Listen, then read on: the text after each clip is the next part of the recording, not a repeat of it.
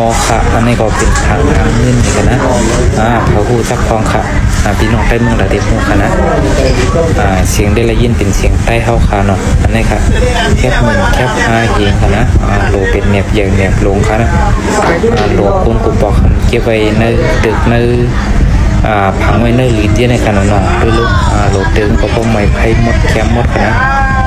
โลด้วยลูกเป็นไหลเหมือนไหลเสียงไหลล่าน้ำมูกค่ะนะโลเก็บมาต่อตัวสุดท้ายนะก็ยังน้องด้วยลูก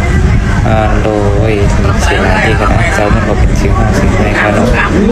ลิงบ่มีค่ะนั่นนะด้วยลูก